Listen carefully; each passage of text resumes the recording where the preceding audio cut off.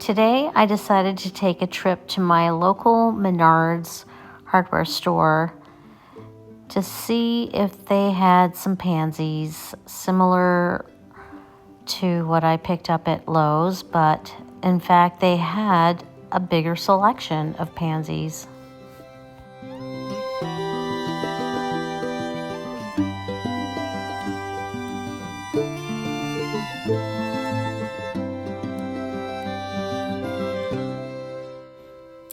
They had a lot of beautiful perennials, anemones, dianthus. I can't remember what those are.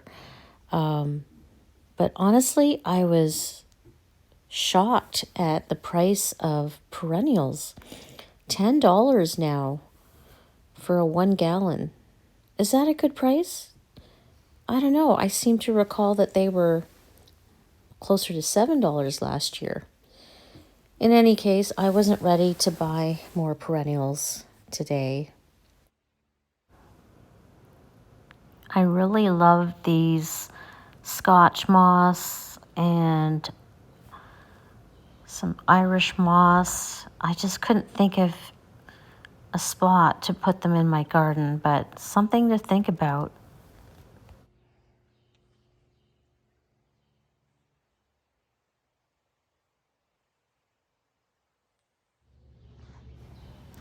They had a lot of daffodils and some tulips to choose from, mostly daffodils, that worked out to over $1 a piece. I think it was like $7 for a 6-pack. But I decided against them just because I knew they would be shorter lived in the containers versus the pansies, and I didn't want to have to pull them out. These containers were $1.99 per hyacinth bulb. I thought that was okay, but again, I decided against any more of these bulbs.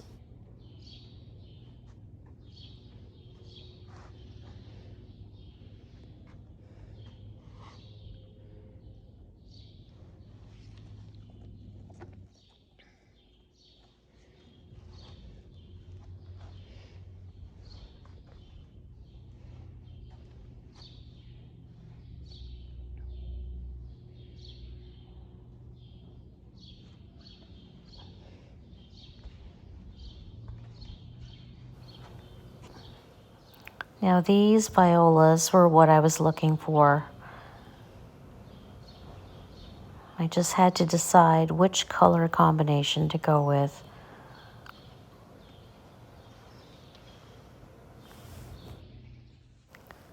Menards has a really nice collection of pots, ceramic pots, glazed ceramic pots. But again, I wasn't really in the market for more pots, but it's always nice to see what they have to offer. They definitely had some newer styles that came in. I love those sage green glossy ones. They looked really earthy. And of course the blue ones, I always love blue. And that kind of charcoal granite was really interesting. Really love that sage green.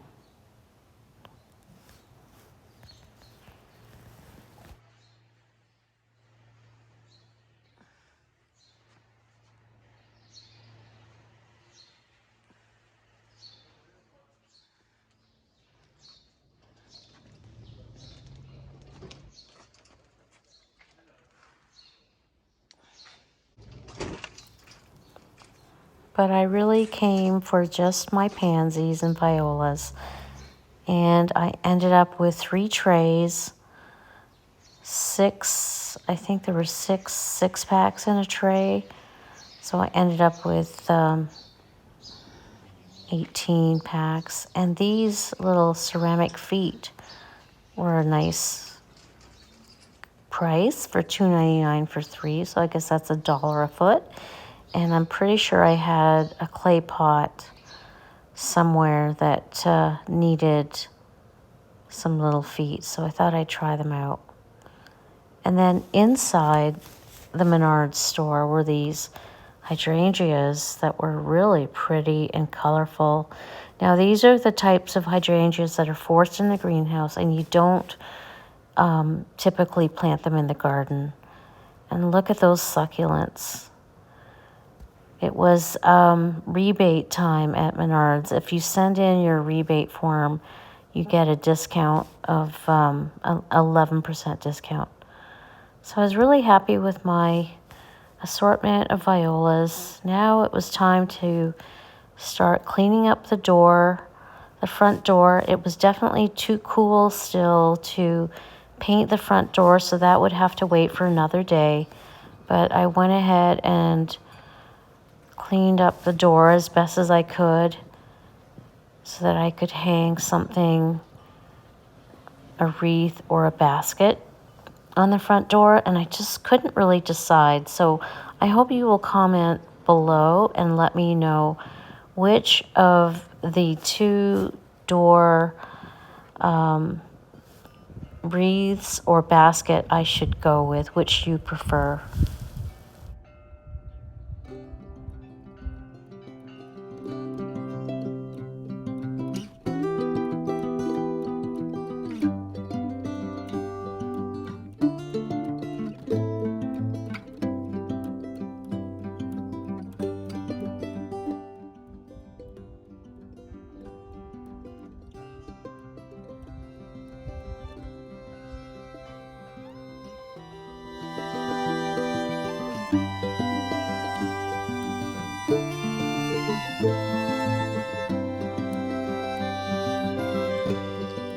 Hi everyone, it's Ann at Martin House Flowers. It's a gorgeous day. I believe today is in the high 40s or 50s, and I said in my last video that it was too early to decorate the front porch, but I changed my mind because I took a drive, as you saw in my last video, to Lowe's and picked up some pansies, perennial violas actually, and some daffodils. And then today I went to my local Menards, which happens to be a Midwest hardware superstore, and they also had some annuals, violas. But I love the little mini violas because they don't get as leggy and outgrown as the traditional pansies do. But I did buy some regular sized pansies in this gorgeous color, sort of a lavender rose color with a deeper center and the yellow center, which should pick up the yellow and the daffodils. So last year I did an obelisk or teepee made of pussy willows, and this year I found these at my friend Barb's garden market in Sycamore, and she sold them to me for just $1 a branch. What a great deal. Now the difference to these versus what I had last year were that there are all these branching pussy willows, and I kind of want to take advantage of that and use it like a little mini tree in the center, just for height, and not break off all those to create the teepee. So I'm going to work with that, and I just put it right into the middle. This one's got a bit of a bend to it, but that's okay, it's natural. So I do have some good potting mix here from last fall, and I'm going to go ahead and reuse it, and then probably just add some slow release fertilizer. I'll see what I have in the garage, but I'm just going to go ahead and start. First, I'm going to start by, oh, look at the roots on these daffodils. I'm going to start with the daffodils. I do need to dig out an area. I didn't grab my shovel or my little, so I'm just going to do it by hand and make a nice mess of fresh soil on the porch, which I will clean up, I promise.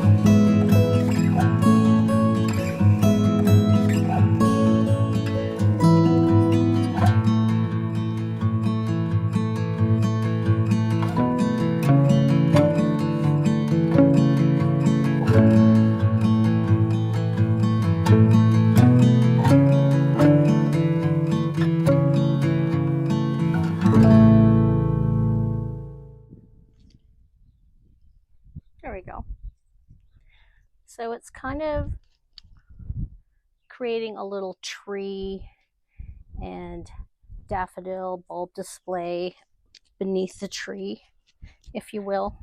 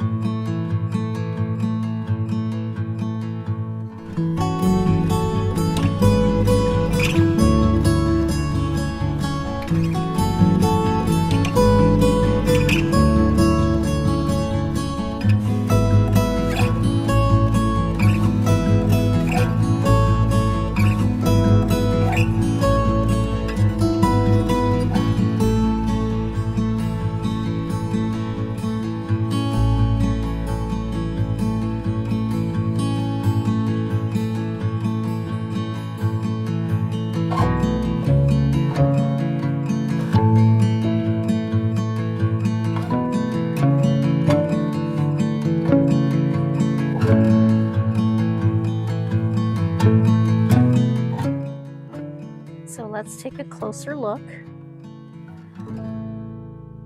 You've got the dark purple violas with the yellow center, these soft, rosy lavender, regular size violas or pansies. And I just alternated them all the way around, and then I planted the daffodils, and I have my beautiful branch of pussy willows. But I really like that. I just need to water now and let them settle in. Sorry about my shadow. It's late afternoon and it's just so warm out. Next on my agenda is to clean off that table and work on a container of more pansies. So I'm taking a closer look at this boxwood, Chicago boxwood that I planted last spring, and I bought it from Costco, and I'm seeing a lot of these spider webs. So I think the culprit is that it got attacked by spider mites, and I'm really worried that that's what has killed this boxwood. Not necessarily just the winter and the wind. Let's take a look at the other one.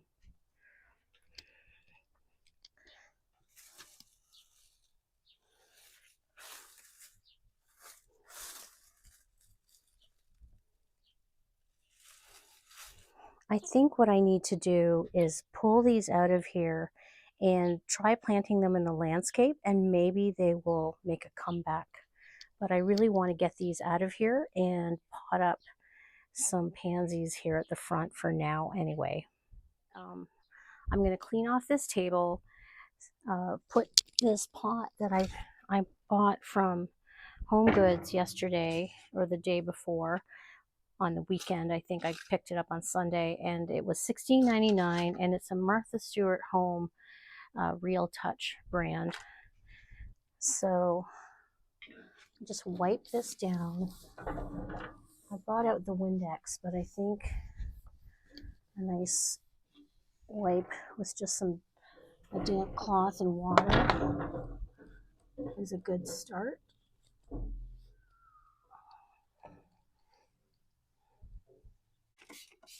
I was pretty chilled going to Menard's earlier, picking out my pansies and violas, but when you work on this front porch in the afternoon, gosh, it's full sun.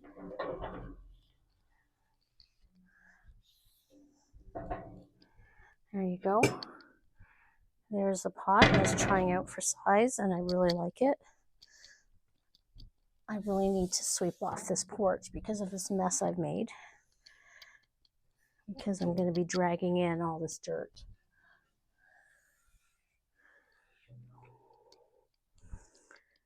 But I think first let's pot up these pansies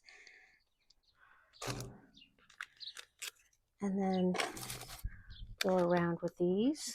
Just put the tall pansy in the middle and go with those, I think.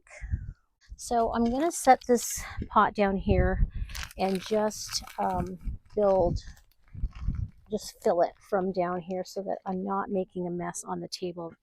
Hopefully you can see this okay. I will just fill up the pot a little bit, the base. Ideally you put some gravel at the bottom for better drainage, but there's a nice hole in there that I think will be fine. Again, these are somewhat short-lived, will be short-lived annuals.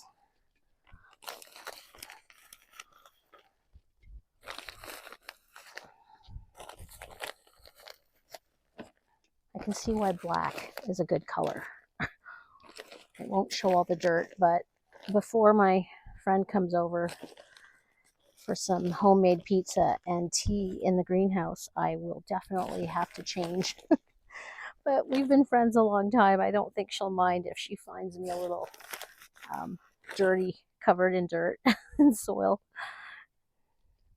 So I'm putting a nice base of fresh potting mix. It's pretty good.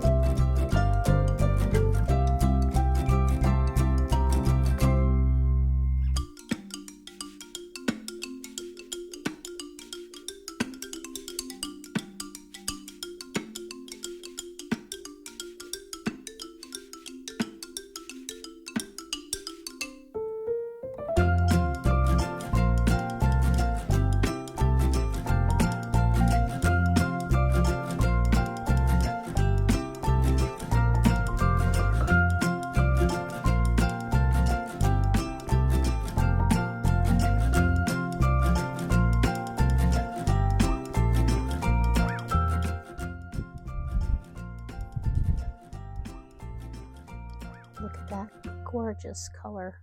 Try to stay out of the sun. And the purples. Fortunately, I broke a few of these branches of the larger pansy, but they'll spring back, grow next to these pillows. Let's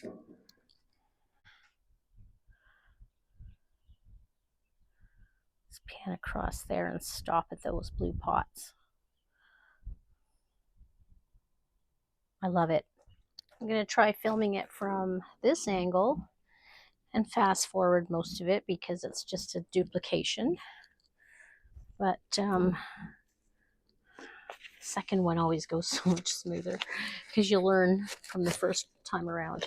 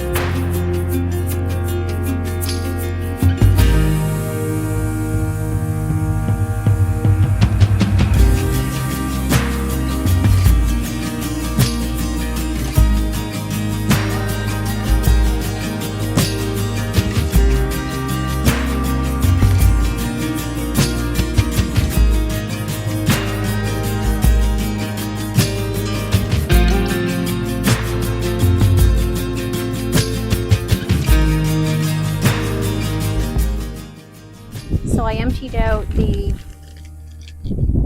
boxwood from this container, and I just put it in a holding spot.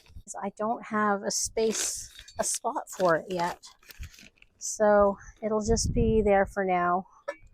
One definitely looks worse off than the other. I don't know what I'm going to do with a single boxwood out there. It definitely was eroding from the pot. It looked like I was able to just pull it out. It looked like I didn't have enough soil. The soil had settled. You know, I've watered the pot of the boxwood all summer long and about once a month over the winter, and it was definitely draining properly out of the bottom of this pot, but I don't know, definitely something wrong. Now, whenever I have a front porch, I don't know if any of you have this issue. Thank you.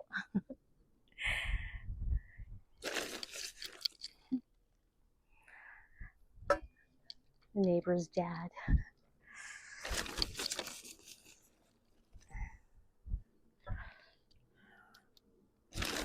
But whenever I have a front porch, I used to have a front porch across the street from the lake, and we had mega spider webs everywhere, spiders everywhere, which of course eat up the mosquitoes, which is great.